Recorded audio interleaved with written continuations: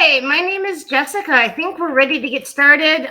The tech moderator is got me all up and ready to go. I really appreciate her help. Thank you, Jessica, for that. Hi, so excited for the succession. I'm really excited too. This is my first time using this particular platform, so I'm going to ask everyone to be a little bit patient, but I think we're just about ready to go. Tech moderator, is there anything I need to do to share my screen? Or do you need to set me up to share my screen?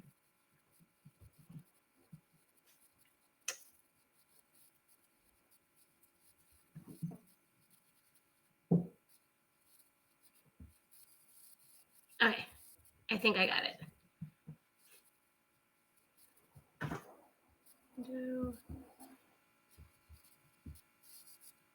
All right, I do. Hopefully everyone is seeing my screen. And we are ready to get started. Welcome today. This is building a smart petition plan. I am Jessica Olsen. I'm going to introduce myself in a moment, but at the start, since I am sharing my screen, I don't see the chat window. So I am going to ask that if you need to stop me, if you need to ask questions, feel free to do so. And hopefully the tech moderator can give me a heads up that there is someone who has a question. If not, feel free to hold your questions to the end of the session. I am happy to hang out after this presentation and chat with anyone for as long as they would like. If there's something that, if people have questions, if they have some concepts they want to dive deeper into, I am always available to do that. So I think I'm going to go ahead and kick us off. So welcome to some petition training. We're going to learn how to use a smart methodology to make sure that your petition process is a success. I'm going to start off with a basic introduction of myself and of this particular presentation. I'm going to go over some basic legal stuff about collecting petitions, that just to level set where we all are. And then I'm going to talk about the SMART framework. I'm sure a lot of you who've spent some time in the corporate world have probably heard the SMART framework before for goals, and you might be groaning just a little bit at that, but I promise there actually is some real value in that, and I'll show you how you can use it. And then I'm going to walk you through a really great but simple model that you can use for your petition plan. And then I'm going to talk a little bit about how to review your petitions and how to make sure that the goals and the model that you set up were accurate, and how to tweak it if we find out halfway through our process that maybe some of the assumptions we made weren't quite on par. So to get us started, again, my name is Jessica Lee Olsen. I use she, her pronouns. I am coming to you live from the city of Chicago. And I have a background in finance, economics, and data analytics, which is sort of a skill set I brought to me when I first started volunteering in politics, because I love data. I love talking to people about data. I began my journey in activism as an organizer when I was in college. I've been doing a lot of progressive organizing throughout my entire life. And about 5 or 6 years ago, I sort of started bringing that more into the electoral field and doing election organizing with candidates. And one of the things that really stuck out to me in my first couple of campaigns here in Chicago was that there are just so many roadblocks in the way of a progressive candidate running for office, especially someone who is running for the first time. There's a lot of institutional challenges you face, and sometimes just getting on the ballot was really a struggle for the candidates I worked with. So I decided, you know what, I'm going to work to make this easier for everyone. And when I'm not doing election work, I like to spend time writing postcards to voters, and I write a lot of letters to incarcerated folks. I do realize that while I love data, not everyone else does, and not everyone really finds sort of data and modeling and even field work sort of as exciting as I do. So I'm going to try to make this a little bit more interesting by walking through a hypothetical with candidates. So let's get started. This is our candidate. This is Gus. Gus is planning a run for office in 2022. He's very sharply dressed. The first thing Gus does is he checks the website for his state's Board of Elections. And then Gus sees forms and more forms and an entire rule book about how to get on the ballot. And Gus quickly realizes he's not going to be able to figure this out on his own. He needs a lawyer. And the lawyer that Gus arranges to meet with is Ripley. And Ripley, it turns out, is the foremost election attorney in Gus's city. Even if you are running for federal office or you are working on the field of someone who is running for federal office, you might very well have an election lawyer in DC who specializes in FEC filings and reportings, and that's really important. But there is no substitute for also having an election law lawyer who knows the rules in your state. Because while you do have to file your paperwork with the FEC, and that is very important, what that lawyer specializes in isn't going to be the same as the ins and outs of your individual state. And that's the state's rules that you're going to have to follow to get on the ballot and to put your petitions together.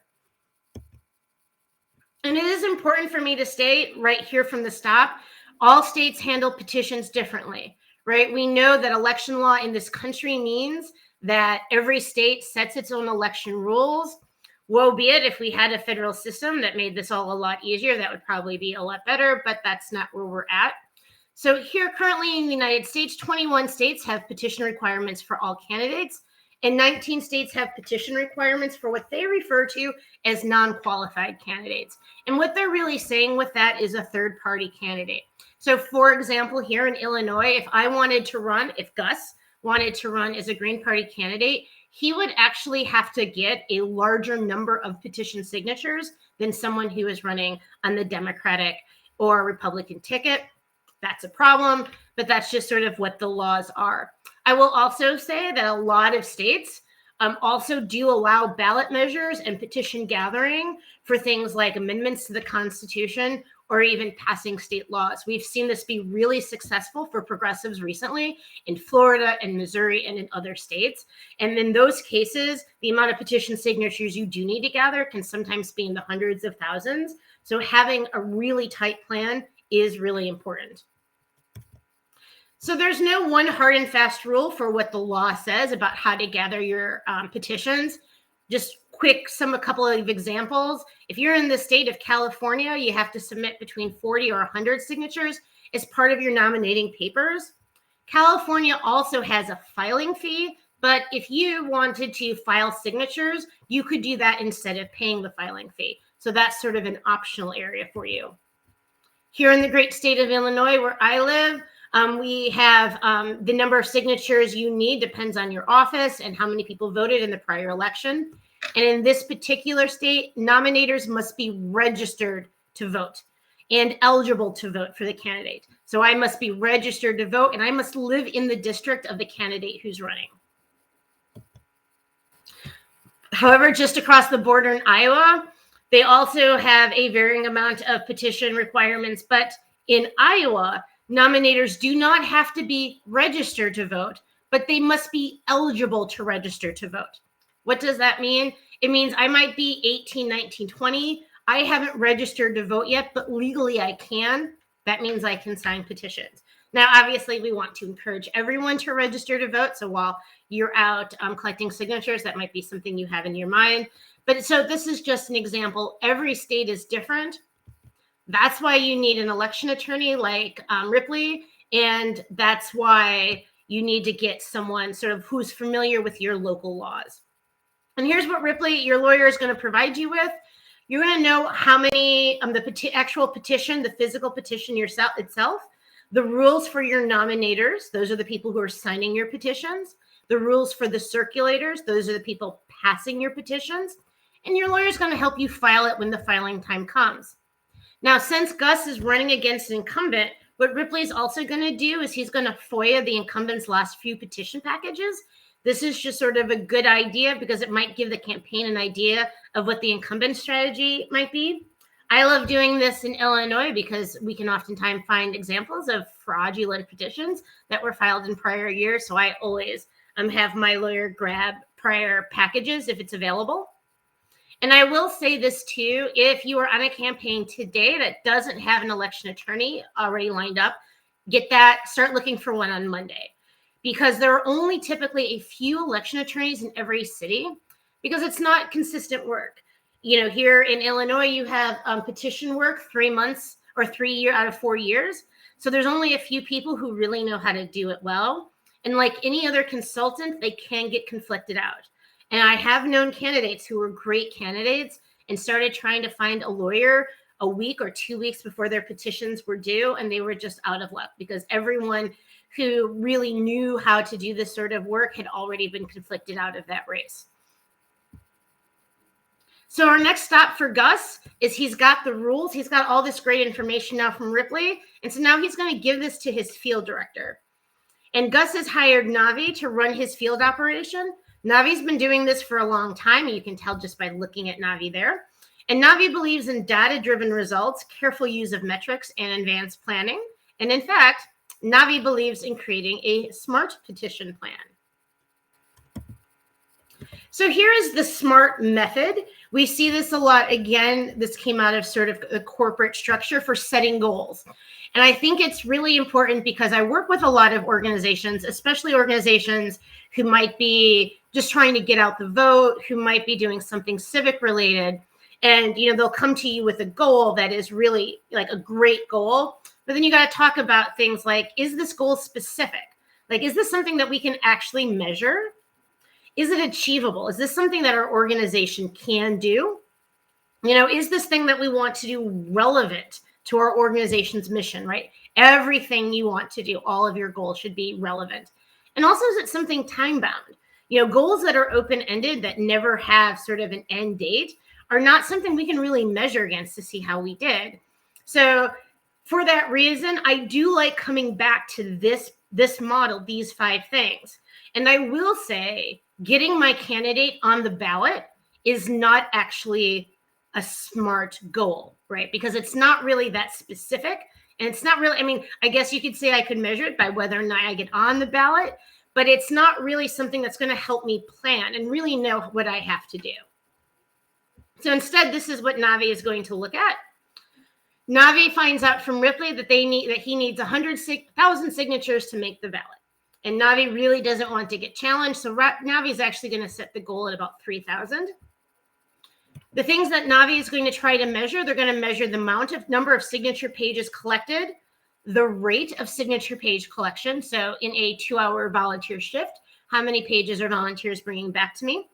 And then also the accuracy of our petition. So that's the number of signatures that are from registered voters in our district. That's going to be my measure of accuracy.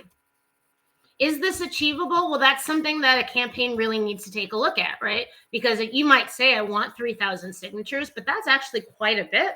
And say you only have 8 weeks, that means 375 signatures a week, or about 38 pages of signatures a week.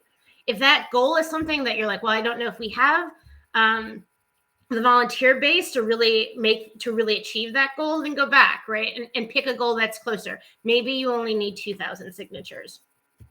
Also relevant, we want to get our candidate on the ballot, so this model aligns with that. And it's time bound. We know we only have 8 weeks, so we can really plan accordingly. So number 1, the numbers or signatures we need. As I said, Ripley has told Navi that Navi needs 1,000, but Navi is actually going to target 3,000. Some states also have a max. They might say that the number of signatures you need is 1,000, but you can only turn in 1,500. That's important to know about. And again, or over 8 weeks, we're looking at 375 signatures a week. That's sort of a back of an envelope estimate.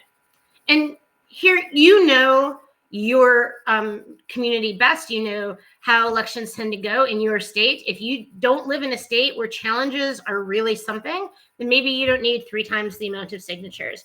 I was recently talking with someone who's doing some organizing on the East Coast, and they pretty much flat out said, look, we're not going to get challenged. No one's going to try to keep this ballot measure off the ballot. We're really comfortable with that. So I said, great. Then maybe instead of 3 times the number of signatures, maybe you need 2. You need to make that decision for yourself. I like to do it with 3 times, but I live in Illinois, and kicking people off the ballot is a blood sport in this state. Step 2, we want to start thinking about this petition plan and how we're going to go about collecting signatures. And the first thing people really think about is locations. So we tend to focus mostly on high traffic locations. These are your grocery stores, your mass transit locations, busy intersections. It's a really quick way to gather a high volume of signatures. However, I will say the drawback of this is we're going to include a lot of signatures of people who don't qualify. So your accuracy at those locations is not going to be quite as high as perhaps if you went door to door. That is another option for you if you're collecting signatures. Neighborhoods of single-family homes with a high density of voters is the neighborhoods I like to target when I'm sending people door to door for signatures. It is the drawback here. It is a much slower way to collect signatures. So you do have a sort of downfall there if you really do need to get a lot in a short amount of time. This is one of those ballot measures. But you also have the opportunity to talk to people about the candidate. And it's also a great opportunity to pass literature. I've had someone recently who I was talking to who was like, well, do I really need to send someone door to door? And I said, if you're running an election where you think you're going to send people door to door anyway to knock and talk to voters, you might as well send people door to door to collect petition signatures too. They're going to be a much higher quality of signature, and you're going to get to have that conversation. It'll count as a touch, more or less.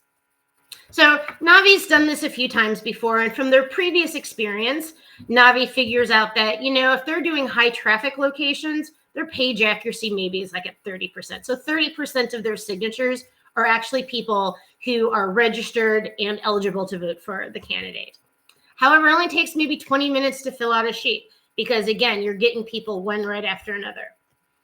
And when Navi sends people door to door, the accuracy is a lot higher. Navi usually gets about 80% accuracy, but it might take 45 minutes to fill out a sheet.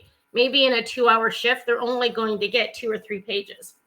So again, it is slower. So then the next thing Navi's going to do is put together a really simple model on this. For inputs, we're going to just put in some of those items that we recently talked about, some of those parameters that we just talked about. So we're going to use 10 signatures per page. That's the petition that our lawyer is drafting. Like I said, we're going to start with assumptions that are an accuracy of 80% door to door, an accuracy of 30% if I am going to my high volume locations. And again, I've got 8 weeks. I know I need 1,000 accurate signatures, but I'm targeting 3,000. The time to go door to door, I'm going to start with an assumption of 45 minutes. And the time to gather one sheet at a high volume location, I'm going to start with 20 minutes. And again, this is not meant to be exact or complicated. In fact, I really recommend not doing a really complex model for something like this. There's a lot of really complex modeling you can do with election data to look at sort of voters and their habits and the things that really will draw them out in an election. But this should be really simple because, again, we're making a lot of assumptions to start with, and those assumptions we need to test. And if they fail, then we need to update this model. So keeping this model really flexible allows you to be nimble when you actually get into your petition project. So our outputs, I can juggle these number of door-to-door sheets or number of high volume sheets to sort of figure out how many of each I want in order to really sort of get to my goal.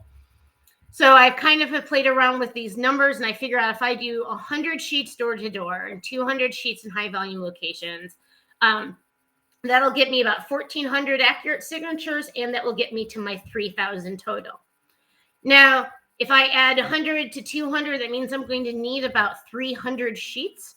There's a ton of spoilage that happens in any petition process, a ton of spoilage. So at the very least, we always tell people, get twice as much petition sheets printed that you need.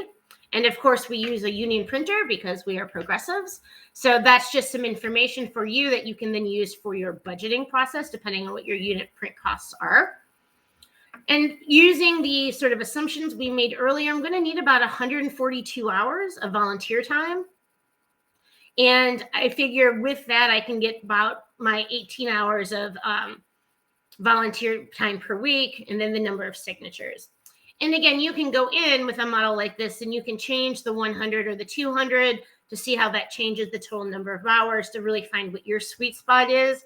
If you do know how to do some advanced modeling in Excel, if you know how to use your solver or some data analytics, you could actually use that to sort of get you to your optimal amount. but it's just as easy to go in and sort of eyeball it. And you can see how adjusting those numbers, that 100 and 200, is sort of going to impact that total number of hours. So we've got a petition plan, and up until this point, we've been sort of talking about what we call a peanut butter spread. So we're saying that we're going to get our petition sheets sort of evenly throughout the 8 weeks. And that's fine sort of for your initial assumptions, but you should also then take some moment to build a timeline, and you should really consider to front load your petition timeline. There's a couple of different reasons for this. Certain states have rules about how many petition sheets you can sign. So a state might have a rule saying you can only sign for one candidate for any given office. And the person who gets a signature that's a duplicate first is the person who wins if there's a challenge. So you definitely, in that case, want to get your signers as fast as possible because you want to get people that other people haven't reached out to yet. The other reason is that, elections are long sogs, and people lose attention very quickly. So if you go out with a really big bang in your first 2 weeks, you schedule a bunch of events, you really get your volunteers, ramped up, you really get them excited. You can really sort of drive them to those first couple of weeks. And then boom, you've got at least your bare minimum done in the first half of the petition cycle. And then you can sort of take a deep breath. And then as people's attention start to wander and people are talking about fundraising for the election or doing more traditional door knocking and canvassing, you're like, that's fine. I can integrate that into my petition plan and I don't have to worry so much. So I definitely say front load your petition timeline.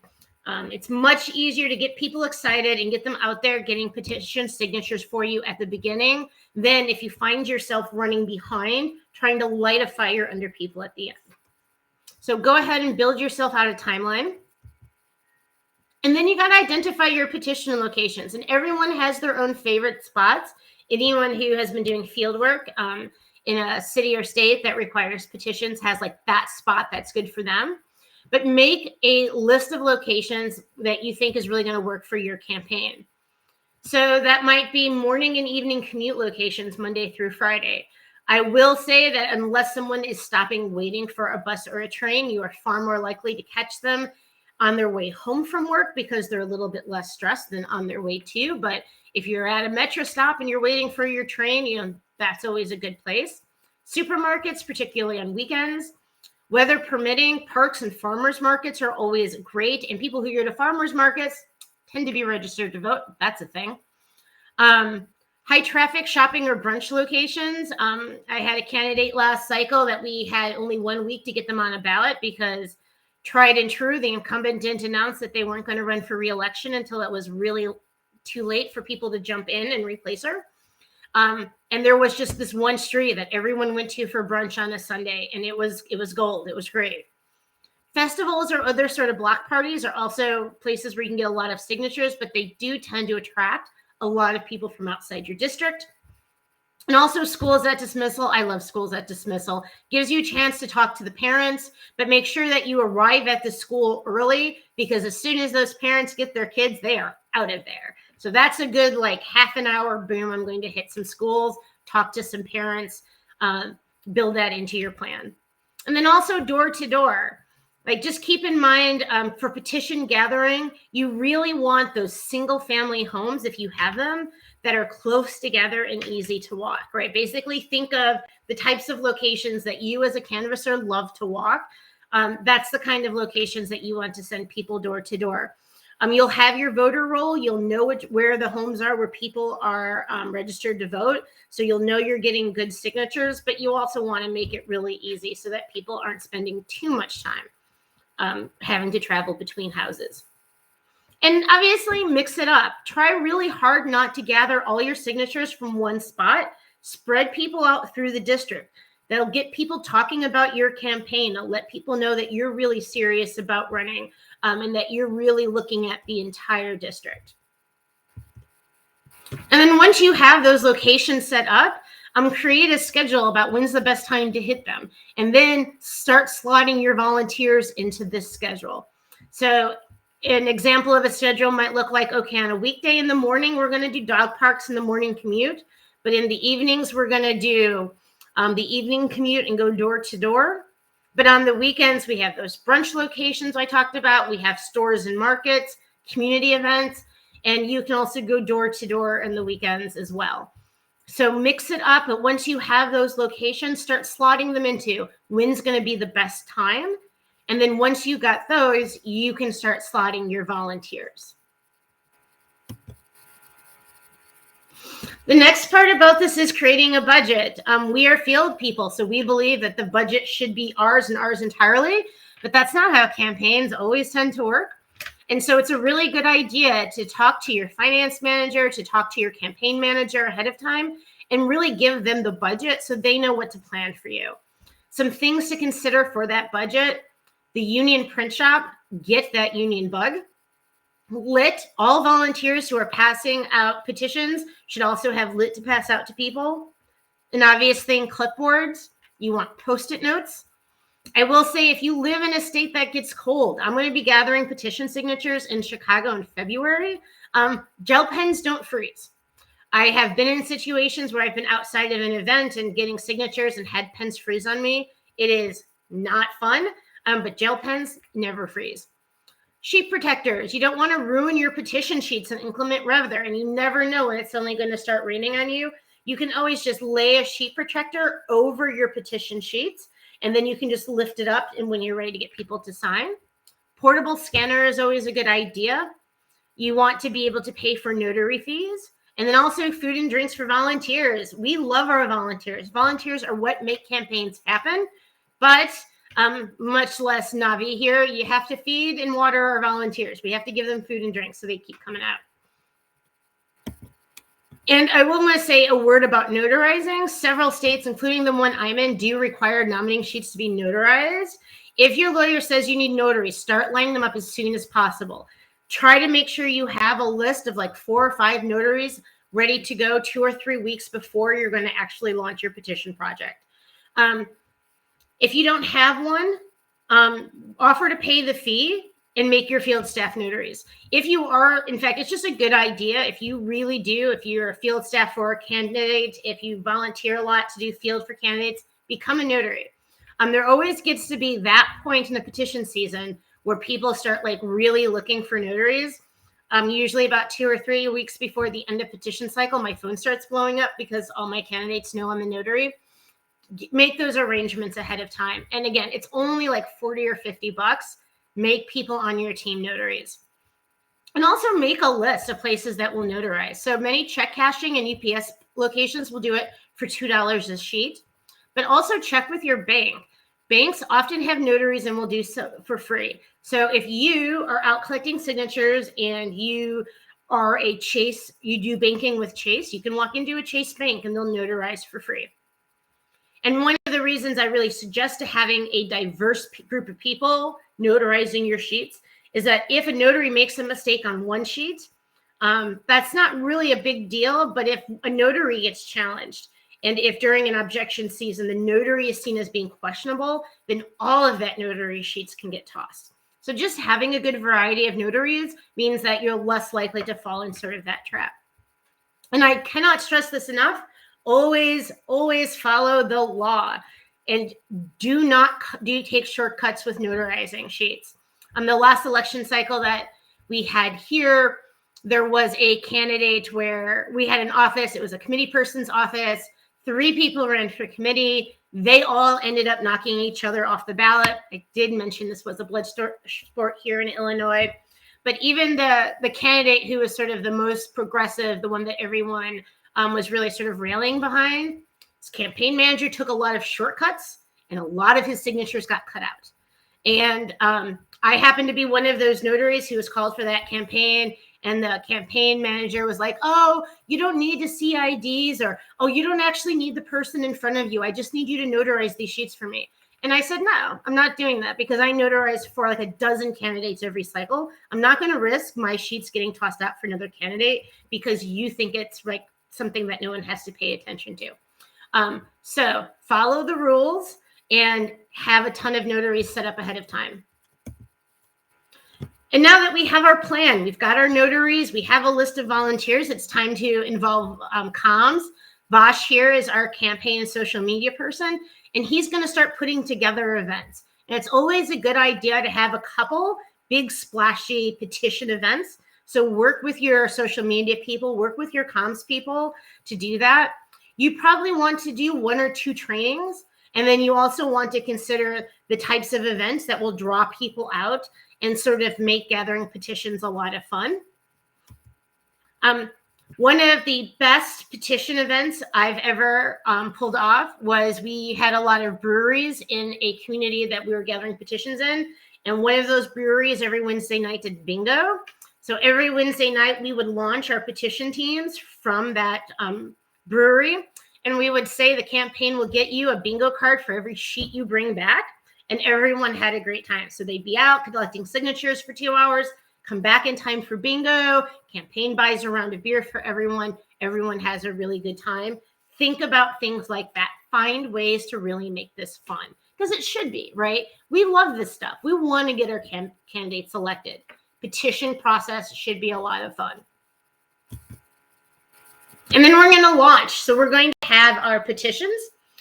Each petition event includes your clipboards, your petition sheets and covers, pens, scripts, and literature, a notary station somewhere in the public so they can notarize the sheets as they come in. It might be your field person. And as your sheets come in, if you are on a system that needs you to number the sheets, we always recommend do not number the sheets as they turn in. Instead, go ahead and slap one of those sticky notes that you've bought on top of each sheet and number them that way. It's very possible that as you're going through sheets, you're going to find sheets that you do not want to turn in. And if that's the case and they're already numbered, then you're going to have a gap in your petitions, and you don't want that. So as the sheets come in, we're slapping these sticky notes on them. We're taking down, at the very least, we're taking down sort of what sheet number it is. You might also want to make a couple of other notes on it, depending on how you're gathering your metrics. But then what you want to do is you want to scan those petition sheets in so that you can check them with those copies. And then you want to lock your sheets in a safe. You want to protect your petition originals as your campaign depends on it, because it might. Again, I have a ton of really fun petition stories. And one of the less fun ones is a candidate I worked with who had left a bunch of petition sheets sitting on a printer. He was going to make copies of them. And someone walked into his campaign office, lifted those petition sheets off, and walked right back out. Lost half of his signatures in a foul swoop. So work off of copies and keep those sheets locked in a safe. This is why having that portable scanner, if you're going to locations, is really helpful. Otherwise, I'm sure your campaign printer, might also double as a scanner. Do all of your checking from copies. Because now we're getting back to this model we built, right? And we have to measure our results. It doesn't do us any good to have a model and to be following this smart plan if we're not also double checking what we're doing. And you can see Navi here. Navi has a voter database pulled up and has petition sheets and is checking to make sure that the sheets themselves are good and accurate. And we want to make sure that the assumptions we made at the start of this are going to hold up. So that means we want to figure out how many sheets are volunteers turning in per shift, what locations are really successful and ones aren't. The location's just not working out for you, and you're like, man, but last election it worked out really well. You know what? This isn't last election, so just dump it. Like, it's okay. The worst thing you can do during petition season is to really sort of have that legacy bias, right? There is no textbook for these things. Like, every election's different. So if a location's not working, drop it. If you find something else that's working really great, send someone back there. Like I said, you want to be very nimble with where you're sending people. And of course, the most important thing we want to know is, are the people signing registered in the district? Can they vote for Gus? Those are the signatures we're really after. And we want to make sure those are what we have. And so as soon as sheets start coming in, as soon as we have that stack of photocopies from our first day's events, Navi's going to start checking them right away. Look, don't wait, right? Don't wait until you're a month in to start checking sheets. It will become like a nightmare. Check sheets as they come in. And of course, here's what we're looking for, right? On the sheets, we want to make sure that the circulator followed all of our local laws. We want to make sure the sheet's not damaged, that it's readable. We want to make sure that the notary was accurate. So there's certain things on that sheet. We're going to go through each sheet and check. And then we're going to go through and check our signatures. We're going to make sure the signatures filled out the petition correctly.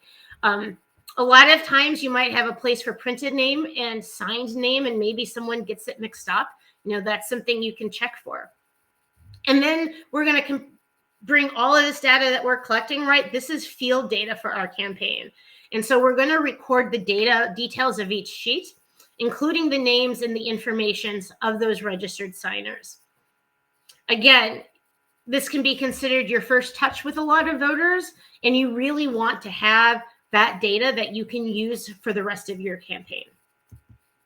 So if you're doing this sort of at a grassroots level, I know there's a ton of Google Sheets that kind of circulate amongst field people that people use. And so on the topmost level, what you want to sort of keep record of is sort of the sheet number. So that's my column A. Once you scan things in and you've got your originals locked in a safe, it doesn't really matter if they're in order. So I've already checked in this example, sheets 9, 19, and 21. You want the number of valid signatures on each page. So again, that's our nominators who are registered and eligible. And the number of lines that have been crossed out. This is sort of something to keep a record of, because there are certain states that if you cross out a line, you then have to make a list of all of the cross outs at the end of your petition packet. So knowing which sheets have crossed out lines is really helpful. The number of blank lines just sort of gives you an idea of part of that overall accuracy rate. Signers who we can't find in our election database, who aren't registered or eligible. And then if there's something wrong, like the signer didn't write their address, or if they got that sign and signature and printed mixed up, we might want to like consider that not an accurate signature. So that might go in this column F. We also want to list who our circulator is and who the notary was, and then also to the date that petition was gathered. And we're doing this as things are coming in. And I am going to say, because I will make these slides available if people would like them. Oh, excuse me. I got something caught in my throat there. But, this is sort of the information that you want to sort of capture. And then you need to go a little bit more in detail on each individual page. So you might have a second tab that allows you to do that. And that's going to look something like this, where you say what sheet it is, the line. So again, I've got 10 lines on a sheet. You count from 1 to 10. On each line, who was my signer, their address, their zip code, their voter ID number, circulator, notary, and date. That voter ID number is key because you can always upload, like let's say you're using Vans, you can upload a data file to Vans and say, mark all these people as having the data tag, signed my petition. And so then when people are door knocking for you after petitions, they could knock on a door and say, hey, I'm here with Gus. You signed Gus's petition during petition season, and now we're here at your door. So that's kind of a nice data bit to have. I've also had candidates send mailers to people who signed their petition, sort of a, hey, look, we made the ballot. Thank you for helping us make the ballot. Here's how you get more information. So it's really important to sort of have this information in a spreadsheet that you can use. And again, you can make this kind of data checking fun. I know it seems like a bit of a slog, and it is a bit of a slog.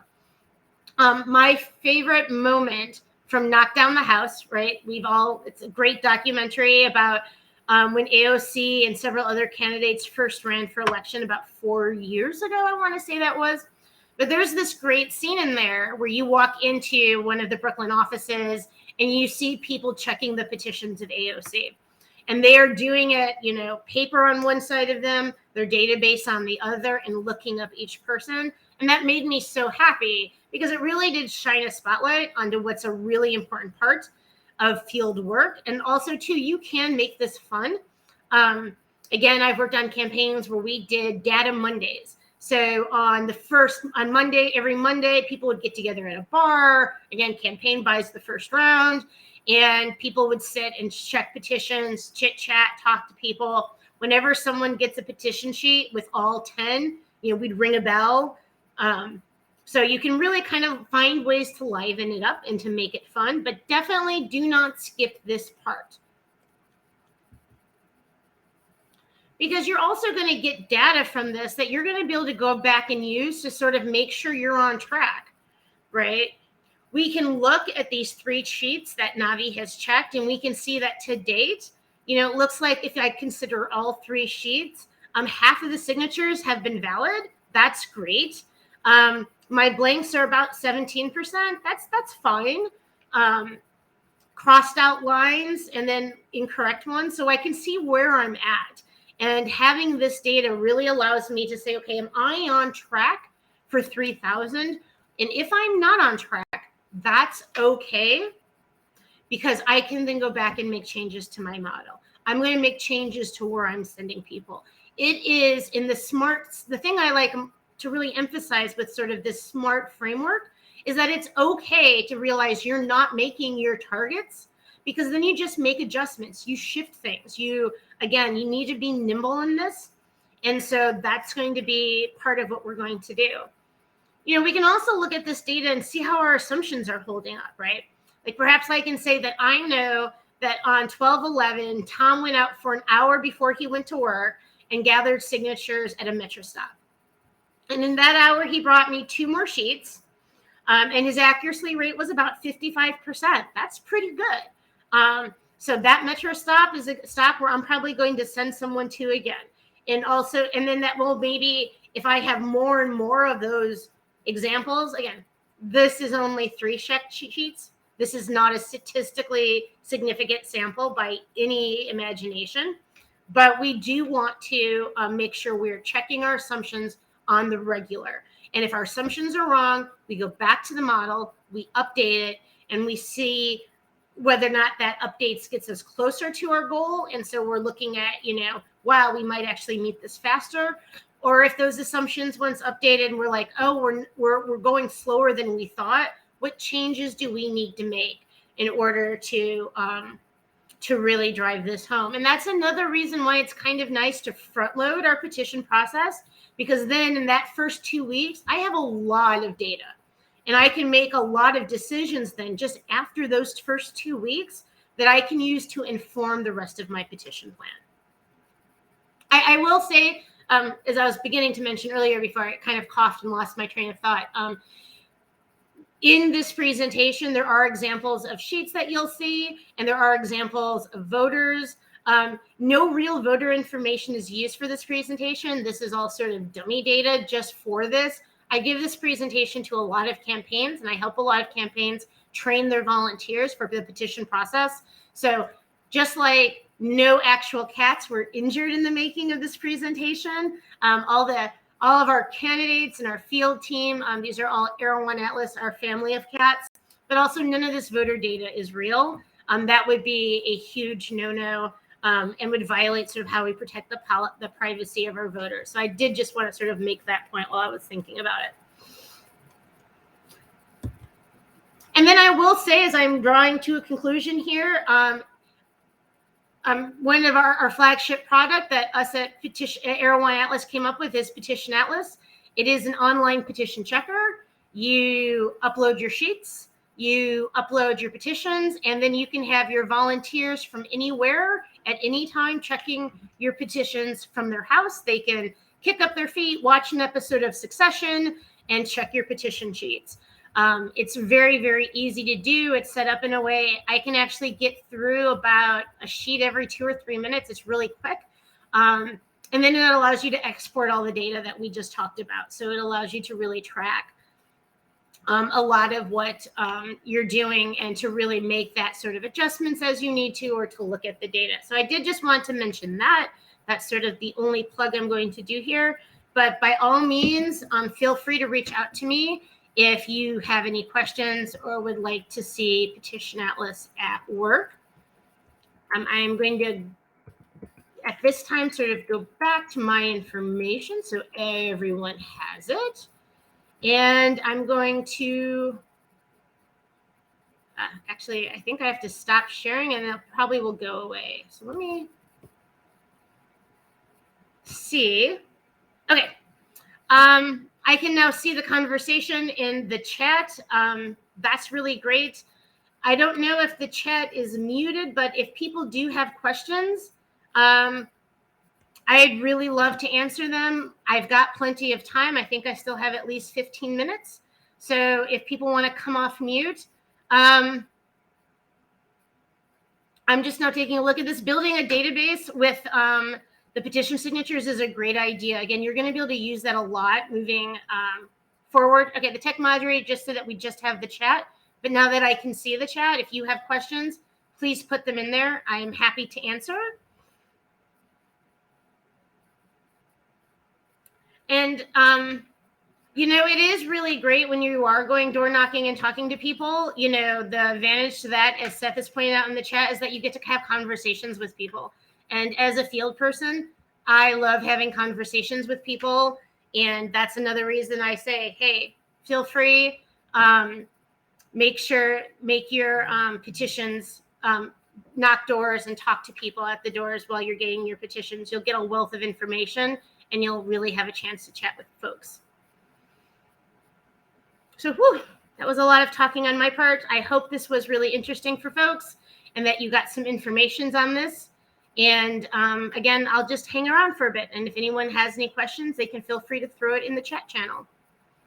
And what I am going to do actually to make sure is that if you would like to make sure you get a copy of this petition or this presentation, I was going to put a sign up in the chat.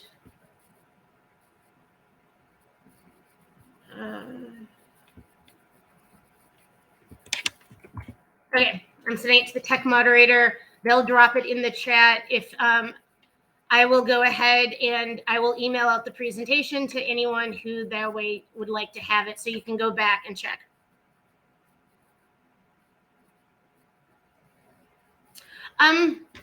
So Seth has a great question of how do I like to get my IDs? What I often tell people is, you know, look, it doesn't get any better than Vans, right? If you have access to Vans, by all means, use it. You can use it, you know, you can give everyone sort of all your volunteers sort of limited access to Vans so they can go in and check sheets. It's a great tool to have. However, we also know that Vans doesn't always update as often as we like, and that in this election cycle in particular, for people who are running against incumbents, the stories I am hearing from across the country is that Vans is a lot more expensive than it used to be for that independent vote or for that progressive who might be running against an incumbent. So what I like to tell people is even if you plan on using Vans, get a copy of your voter file from your board of elections, right? Just go ahead and do that. It is usually available very low cost, somewhere between, maybe if you're doing a congressional race, it might be like $75 to $100, but it's usually not that expensive. And, you know, you can cut and sort of manipulate that data however you want. And it may be slightly more up to date as your petition cycle is going on than Vans is. So I would say I like having that copy from my local board of elections because it's my copy. But Vans is, you know, if you've got access to Vans, use it. It's a great database tool. And yeah, like Caroline is noting, you can use an activist code in order to tag people as you're doing that check for signatures.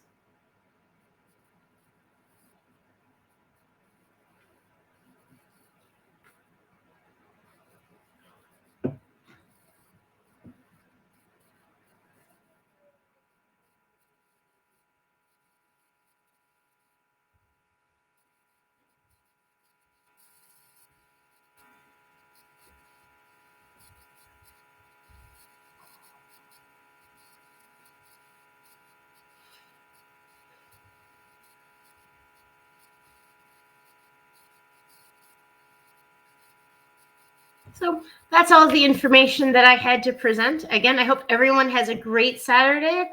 I so appreciate you guys spending time with me. Round of applause to the tech moderator who really helped me out at several instances to make this go as smooth as it did. The tech moderator was great. And really appreciate the organization Gain Power for inviting me here today. And again, I had my information up. I will be happy to answer any questions. And if you guys want to shoot me an email and say, hey, like I was thinking about what you said, but now I have, this question about your presentation, I'm always available to do that. So I'm going to hang around for like another 5 minutes just in case everyone has any questions. But I do hope you guys have a great rest of your day.